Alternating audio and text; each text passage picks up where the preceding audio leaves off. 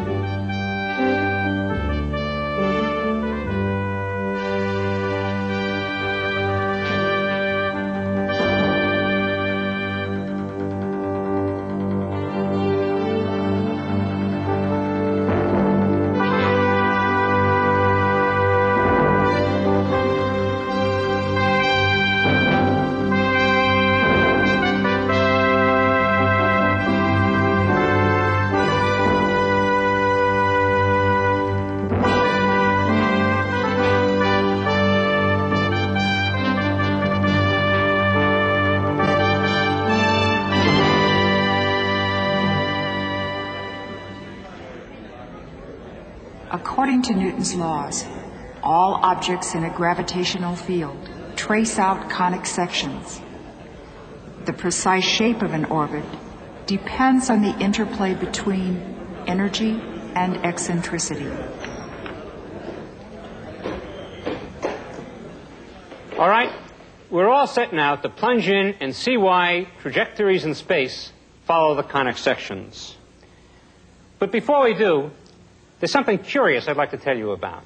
The conic sections have not only mathematical properties, but also grammatical properties. That is, for each of the conic sections, there's a construction in the English language. For ellipse, there is ellipsis. For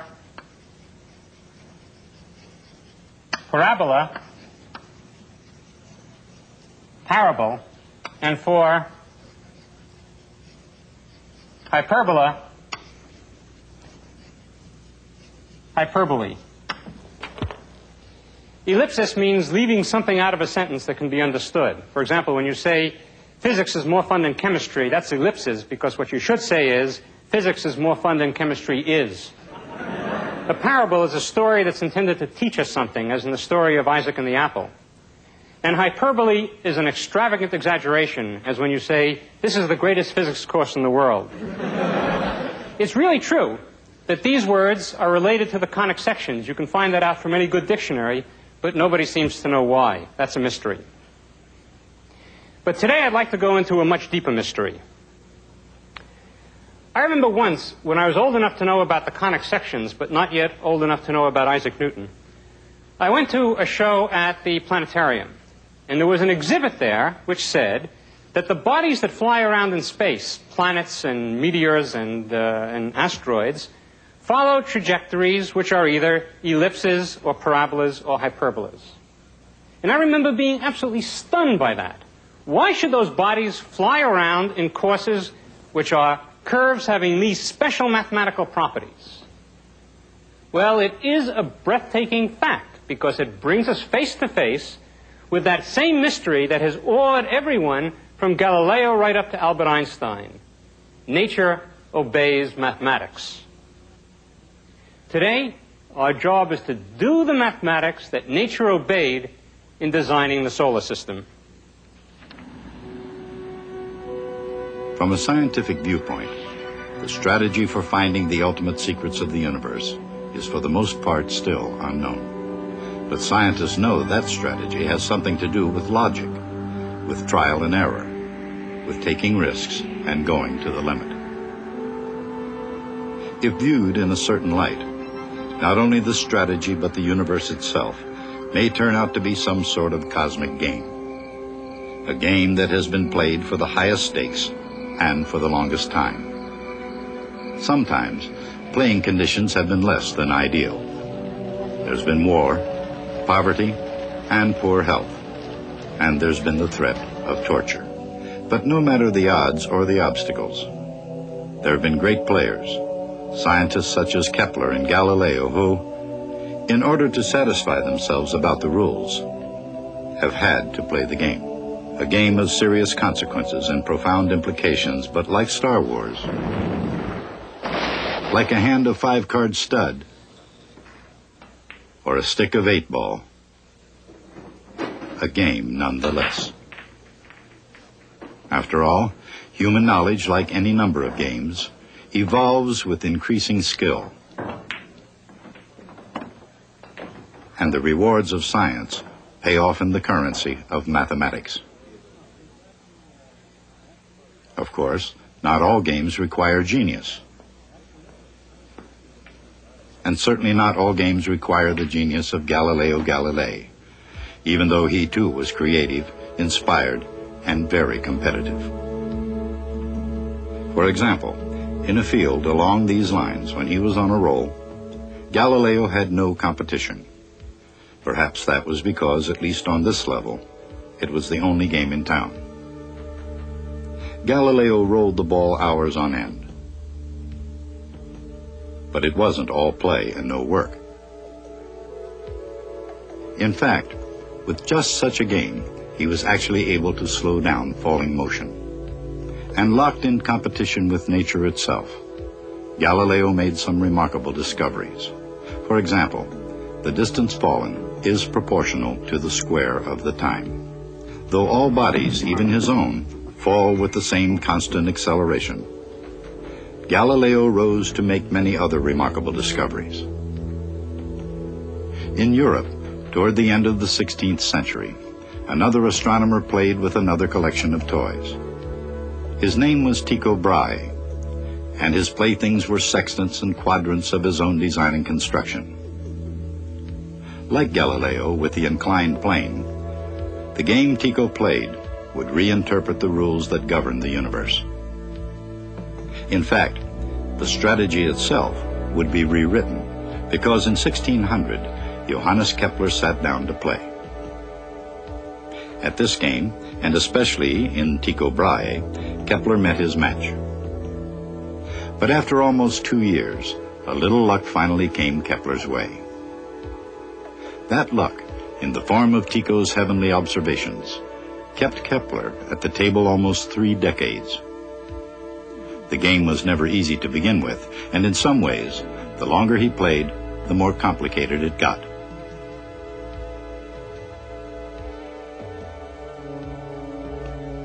But by the end, Johannes Kepler had won his final round of cosmic mathematics. The victory became known as Kepler's 3 laws of planetary motion. The law of ellipses,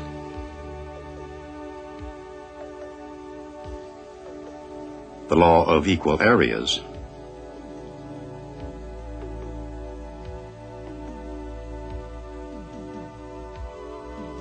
and the law of harmony.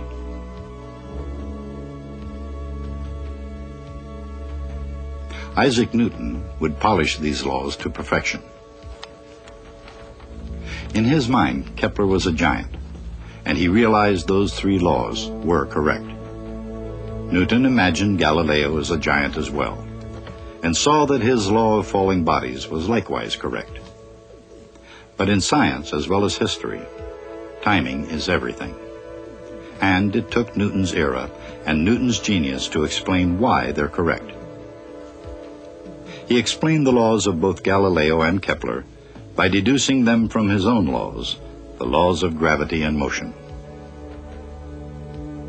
Because of those laws, the equation of the Earth's orbit is that of a conic section, and in particular, an ellipse.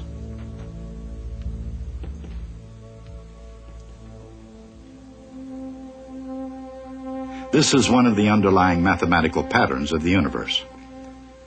Planets move in ellipses determined by the angular momentum,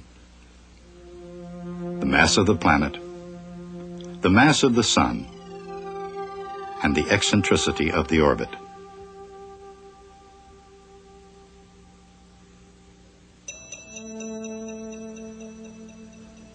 But Newton's solution doesn't say that the orbit of every heavenly body must be elliptic.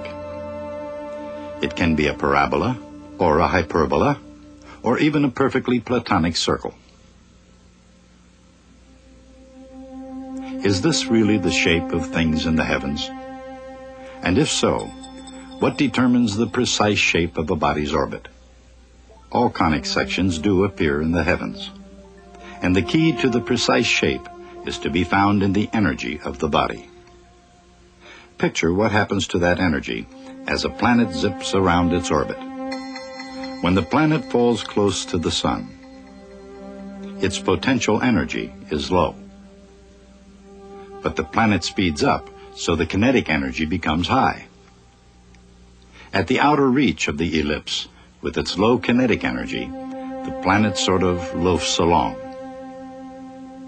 At the same time, because of the greater distance from the sun, its potential energy is high. In other words, the potential energy and kinetic energy of the planet keep trading back and forth.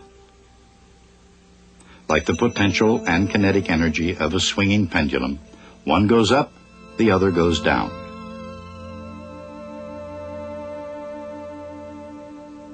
However, because the planet moves in a vacuum with no drag, the total energy does not change.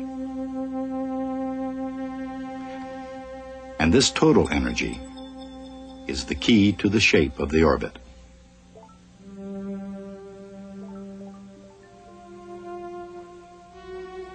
The quest to find the shapes of orbits was undertaken long before Kepler's attempt. Ptolemy sighted the stars with a small quadrant, and such instruments have enhanced astronomical observations for centuries. With the help of Urania, the muse of astronomy, Ptolemy saw to the limits of his vision and imagination alike. Later, Tycho Brahe called his island observatory Uraniborg, named after the same muse. At Uraniborg, Tycho built stargazing gadgets that were beyond compare before the invention of the telescope. Tycho's brilliance in seeing afar was only outdistanced by his vanity. Fancying himself a scientist king, in one sweeping gesture, Tycho pointed out his kingdom, which took in nothing less than all of heaven itself. With instruments almost as strong as his sense of self-worth, Tycho was head and shoulders above all the other astronomers on Earth. His 2 minutes of arc, which is equivalent to about 1/15 of the diameter of the moon as seen from the Earth, was 5 times more accurate than any measurement in history. Only after 1609, the year Galileo looked through his telescope, did astronomical vision improve to any degree. It's improved considerably. By means of radio telescopes, accuracy has increased to 1,000th of 1 second of arc. In human perspective, that's about the width of a hair, seen at a distance of 10 kilometers. Featuring both power and precision, modern telescopes are able to see countless objects that before now could be seen only in the astronomer's dreams. For instance, Pluto, though invisible to the naked eye, stands out clearly in these photographs.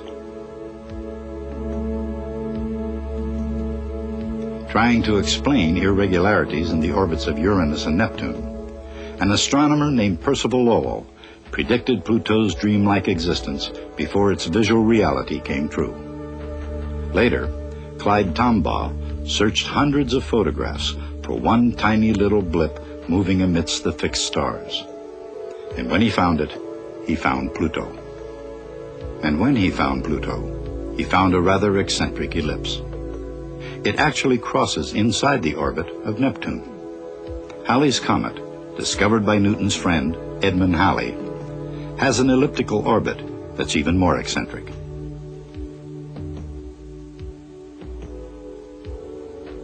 These orbits are in marked contrast to those of Venus and the Earth, which go around the sun in very nearly circular fashion. But all of them, elliptic or almost round, are paths of constant energy. This fact is nothing less than a mathematical miracle.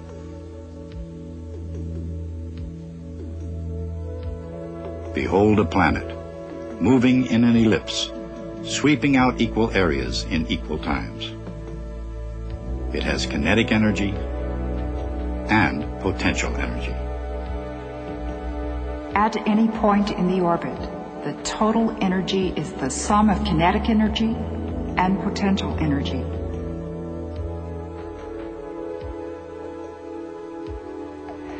First, calculate the potential energy.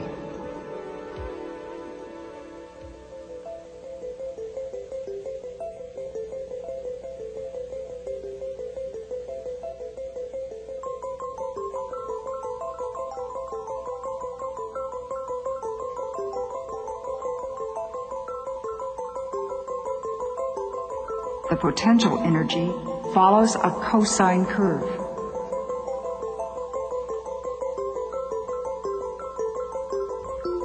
Now, calculate the kinetic energy.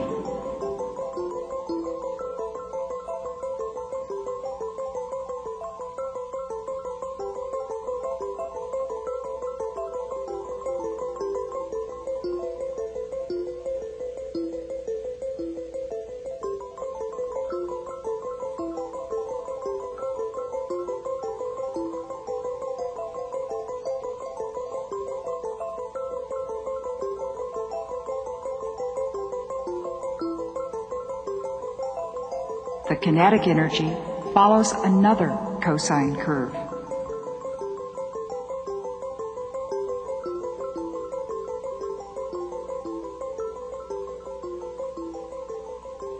The total energy, kinetic plus potential, is constant. That's because the cosine terms cancel in the addition.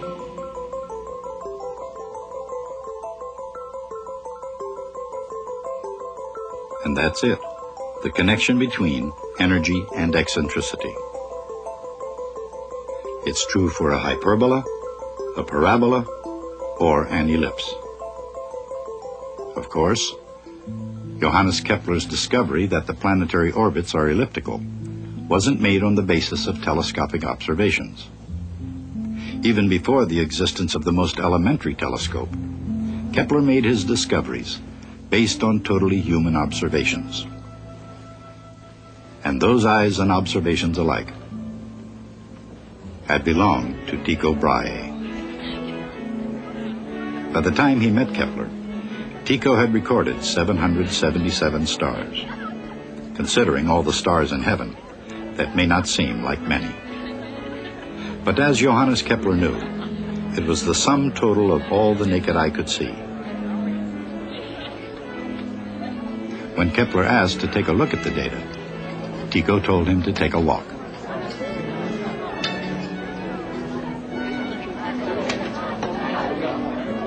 Tycho considered the serious-minded Kepler as somewhat of a plaything.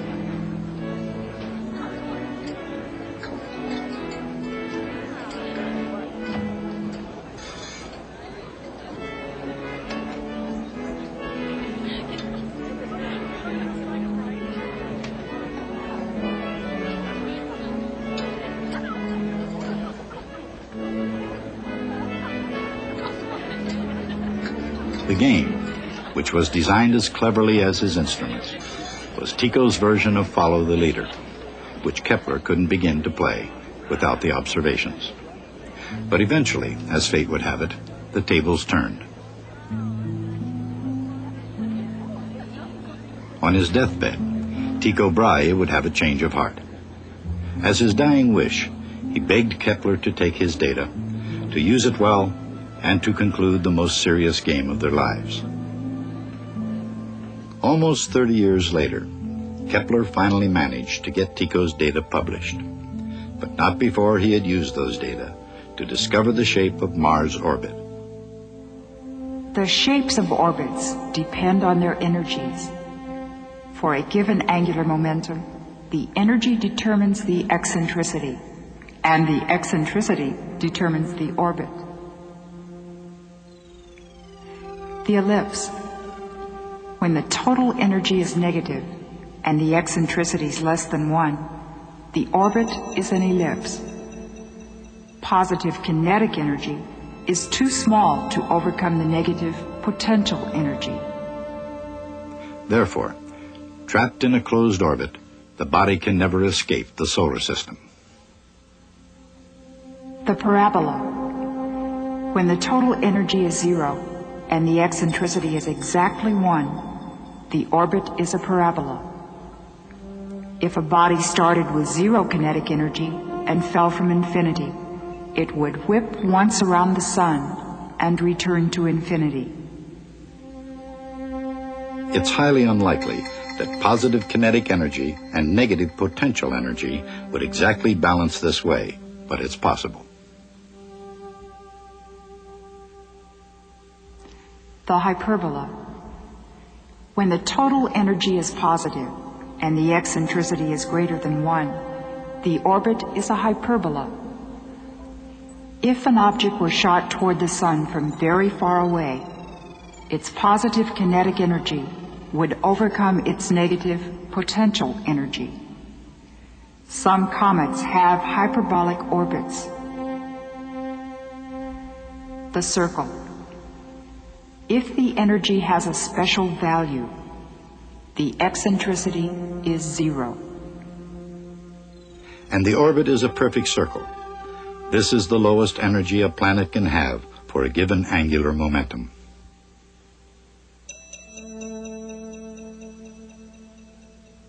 The rings of Saturn, for all their beauty, are nothing more than a pile of evolving junk. Scraps that have rubbed together for 1 billion years. And as a result of all this brushing and bruising, their orbits were chipped, encounter by encounter, into nice, smooth circles.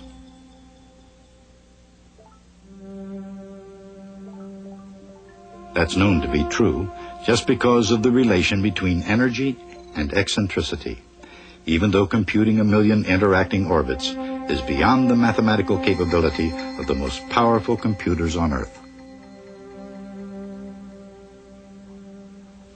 To the degree that modern astronomy is effective, it owes its effectiveness to the invention of the reflector telescope. The mirror of this one has been ground and polished to tolerances that are measured in thousandths of a centimeter. Such accuracy wasn't always possible, but the principle was nearly always the same. To focus the light properly, the reflecting mirror must be ground in the shape of a parabola. The grinding requires skill, patience, and most important, a compound of messy, mud-like lens grinding polish. The first man to complete this task, it was a messy job, but somebody had to do it, was rewarded with an invitation to join the Royal Society. His name was Isaac Newton, and it was the reflecting telescope, not his other discoveries, that first made him famous. A fame that, like the parabolic mirror, endures and evolves. Today's giant telescope, and this is no small wonder, is an extension of Newton's principle. But again, human exploration into space, the grandest game in the solar system, didn't begin with Sir Isaac Newton. There were, after all, those shoulders upon which he stood to play. Galileo and his toys, the stuff of which the law of falling bodies was made. Tycho and his observations, pieces of a puzzle that changed the course of cosmic history.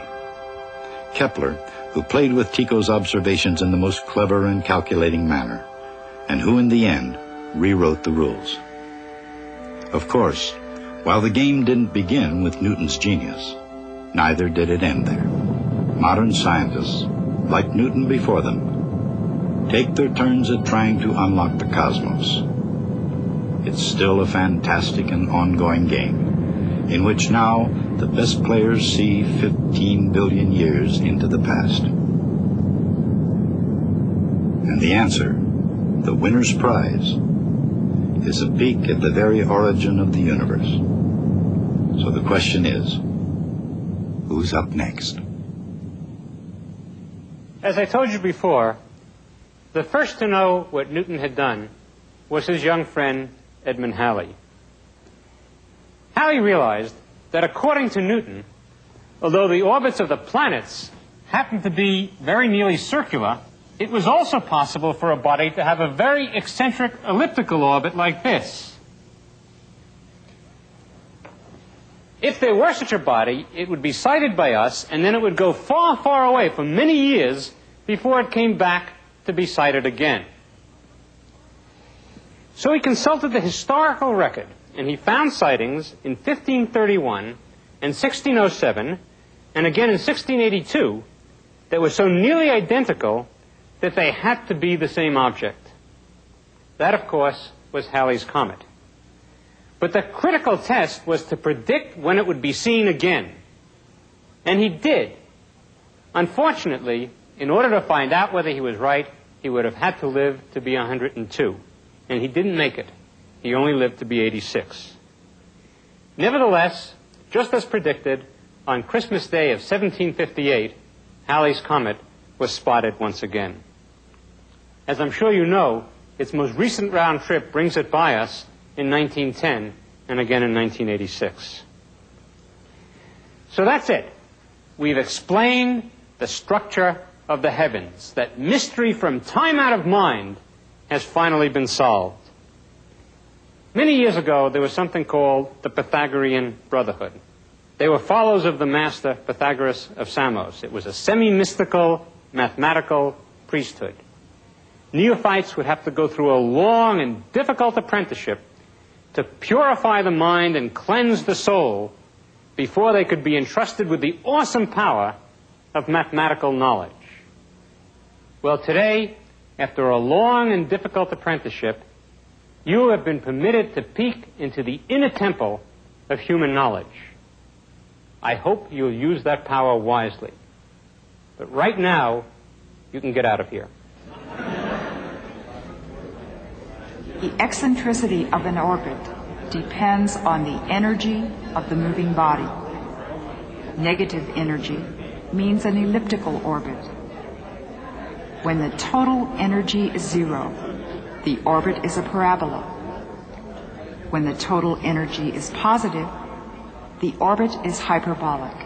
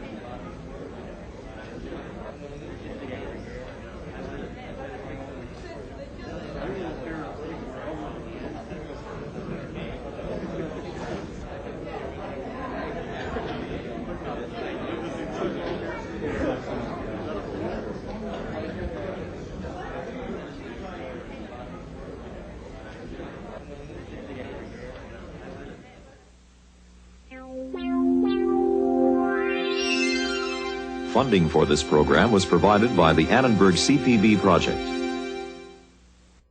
You can order these programs on videocassette. Call 1-800-LEARNER and visit us at www.learner.org/channel, the Annenberg CPB channel.